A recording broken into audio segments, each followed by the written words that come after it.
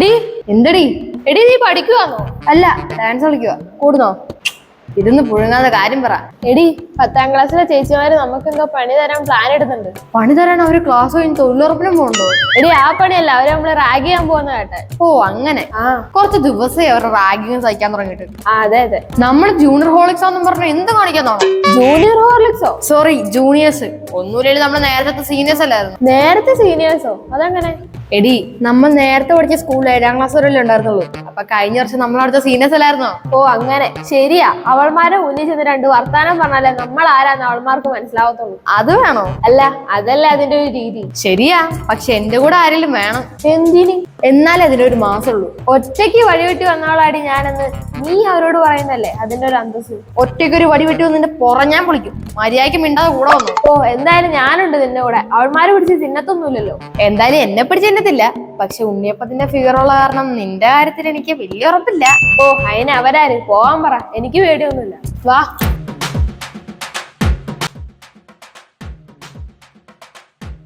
നീ സീരിയസ് ആയിട്ടാണോ? എന്താ ഡൗട്ട് ഉണ്ടോ? ഇല്ല, വാ. ഇതേ സ്ഥലം എത്താറായി. നിന്റെ അച്ഛൻ ബസ് കണ്ടക്ടറാണെന്നും കരുതി ഒരുമാതിരി ബസ്സാറ ഭാഷയോട് സംസാരിച്ചോണ്ടല്ലോ. തറയോല്. അത് ഞാൻ നിന്നെ ഒന്ന് വാശി കയറ്റാൻ വേണ്ടി പറഞ്ഞല്ലേ. ആ ശരി, വാ വാ. ഹലോ, നിങ്ങൾ കുറച്ച് ദിവസമായി തുടങ്ങിയിട്ട്. എന്ത് റാഗിങ്? ദേ കൂടുതൽ ഇംഗ്ലീഷ് ഒന്നും പറഞ്ഞ് പേടിപ്പിക്കണ്ട. നിങ്ങളെന്തോ ഞങ്ങൾക്ക് വലിയ പണി തരാൻ പോണെന്ന് കേട്ട്. ആര് പറഞ്ഞു? ദേ ഇവള്. ഇവള് താവയായി പോയോ? ആ ഓടുന്ന ജീവിയല്ലേ കുറച്ച് മുമ്പ് എന്നോട് ഉണ്ടായിരുന്നെ? നീയല്ലോടി ഈ വീപ്പരഞ്ഞാണ്ടിയിലാക്കണ്ടേ. ഹേ, താങ്ക് യു ഫോർ പാർട്ടിസിപ്പേറ്റിംഗ്. ഇതൊരു വിജയകരമായ പ്രാങ്ക് ആയിരുന്നു. ഞങ്ങൾ സ്ട്രീറ്റ് പ്രാങ്കോഗ്രാഫേഴ്സ് എന്ന് പറഞ്ഞൊരു പേജിൽ നിന്നാണ് വരുന്നത്. നീ എന്തൊക്കെയാ പറയണേ? ഇത് സ്കൂളാ, സ്ട്രീറ്റ് അല്ല. ചെയ്യുവാണല്ലോ ഈശ്വരാ. നിങ്ങൾ വീണ്ടും കണ്ടുപിടിച്ചിരിക്കുന്നു. ഇതൊരു ബർത്ത്ഡേ പ്രാങ്ക് ആണ്. ഇന്ന് എന്റെ ബർത്ത്ഡേ ആണ് ഗൈസ്. അതിന് ബർത്ത്ഡേ പ്രാങ്ക് നിനക്കല്ലേ വരണ്ടേ? അതിനെ കുറിച്ച് വെറൈറ്റി ഒക്കെ കരുതിയിട്ടാ. Happy birthday to you. അപ്പൊ പോയി ടാറ്റാ. Thank you. അതെ അവിടെ നിന്നേ. നിനക്ക് ഇൻസ്റ്റ ഉണ്ടോ? ചെറുതായിട്ടുണ്ടെന്നാ തോന്നുന്നത്. ആ ഉണ്ട്. എന്താ? എന്നാ നീ ഇൻസ്റ്റ കയറി അൻസുമരി ഒഫീഷ്യൽ ഒന്ന് അടിച്ചു നോക്ക്. അപ്പൊ ഞങ്ങളുടെ പേജ് കിട്ടും. അത് ലൈക്ക് ചെയ്യണം, ഷെയർ ചെയ്യണം, കമന്റ് ചെയ്യണം. പിന്നെ ഫോളോയും കൂടെ ചെയ്യണം. ഇല്ലെങ്കിൽ ഓഫ് കോഴ്സ് എപ്പോഴേ ചെയ്തു കഴിഞ്ഞു. അവള് സീനിയേഴ്സിനെ കളിയാക്കാൻ വന്നേക്കുന്നു.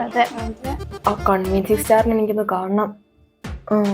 ആ നീ വന്നോ? എന്തൊരു ആറ്റിറ്റ്യൂഡ് ആയിരുന്നു. കൂടെ നിൽക്കാന്നുണ്ട്. അതിന്റെ ഇടയ്ക്ക് നീ അവിടെ പോയതായിരുന്നു. അത് പിന്നെ ഞാനവിടെ സീനിയേഴ്സിനെ ഡീൽ ചെയ്തോണ്ടിരുന്നപ്പോ നീ HM വിളിക്കാൻ പോയതായിരിക്കും അല്ലേ? ആ കറക്റ്റ്.